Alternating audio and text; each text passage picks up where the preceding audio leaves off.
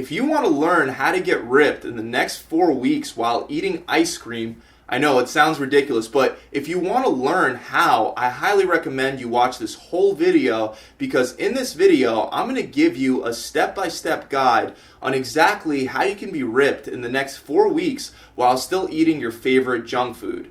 My coaching clients pay for this kind of information, but I'm giving it all away for free, and if you appreciate the tips, you can thank me by hitting that subscribe button at the end. Let's start right off the bat with the fact that I want this to be a very honest video, meaning no BS. So let's clear up any kind of notions that you can go from being 300 pounds to ripped in just 4 weeks, because you obviously can't. It's going to take you longer than that to burn that much fat. So what is possible in 4 weeks? Well, it depends on what you do, and you can really only effectively burn fat through diet modifications and exercise. But diet is king when it comes to fat loss. That whole diet is 70% of your results thing, it's true. So the amount you can achieve in 4 weeks almost entirely depends on how aggressive your diet regimen is. If your diet plan is really aggressive, within 4 weeks, I've seen people lose up to 20 pounds or 5% body fat. On the other hand, if it's more of a moderate cutting plan, you'll lose closer to 12 pounds or roughly 3% body fat in the 4 weeks.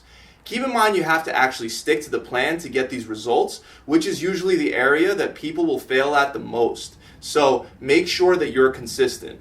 To set up our very own diet plan, we're going to have to count some calories and macros. Don't worry, this doesn't mean that you're going to have to count them for the rest of your life.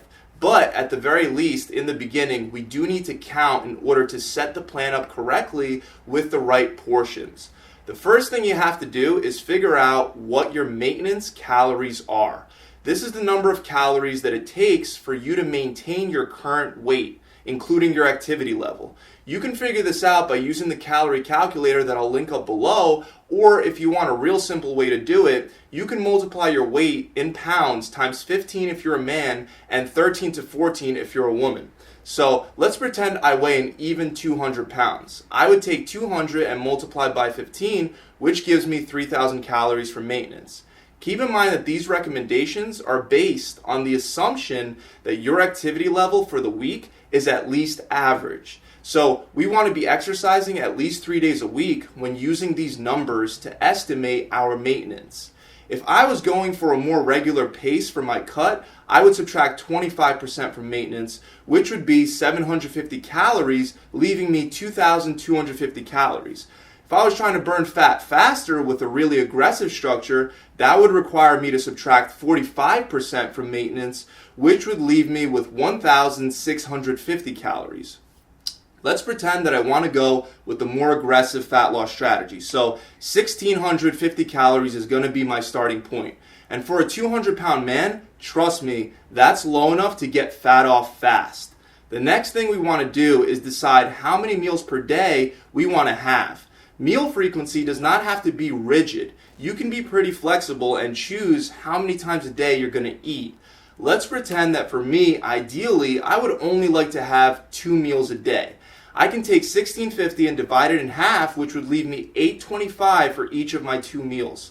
But let's say I'm not a big breakfast eater. I just need something light, so I'm going to have 6 egg whites, a fat-free plain Greek yogurt, and 1 slice of Ezekiel bread for breakfast, which is a total of about 300 calories. Now I have 1,350 calories left over for dinner. And you could really structure your day, just so you guys know, however you want. You could have 6 meals or your regular breakfast, lunch, and dinner format, whatever works better for you, as long as you're working from your proper calorie range. Once you know how many meals you're going to have, we want to start to figure out how much macros are in each of our meals. Protein is going to come first. I want 30 to 40% of my calories coming from protein when I'm trying to get ripped. So 40% of 1,650 is 660 calories. And we know there are 4 calories in each gram of protein. So we want to take 660 and divide it by 4, which leaves me with 165 grams of protein per day. When doing flexible diets in which we're trying to lose weight, the protein requirements for the day is mandatory, meaning I would have to hit 165 grams no matter what happens. Now let's go back to my previous example in which I wanted to have a light breakfast, in which it was going to be 300 calories total for breakfast with the egg whites, the non-fat Greek yogurt, and the Ezekiel bread.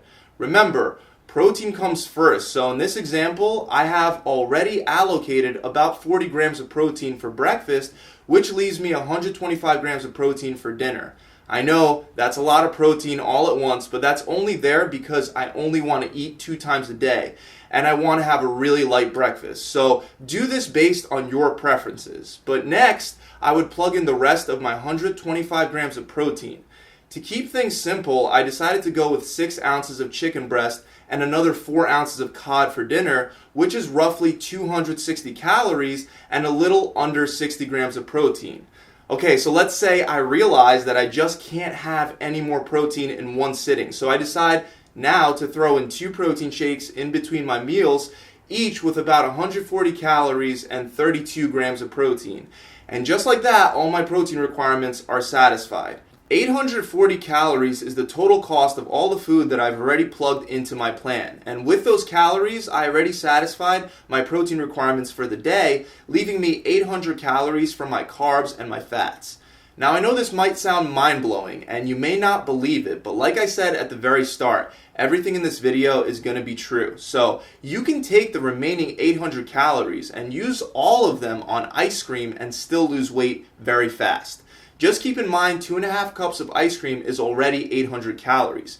If you just pig out on ice cream, you won't lose any weight. But the point is you can divvy up your 800 remaining calories however you want. So I might have 2 cups of mashed potatoes with the butter and the milk already added in, which totals at roughly 475 calories, and then have a Snickers bar at 200 calories and a can of soda for an additional 150 calories, and after all of that, I would still have some calories left over to spare.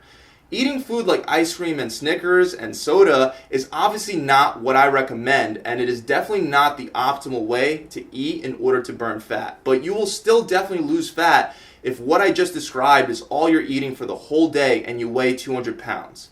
Guys, again, this was just an example to demonstrate that it's possible to still eat your favorite foods while getting ripped in just 4 weeks. Keep in mind that you can structure your day however you want.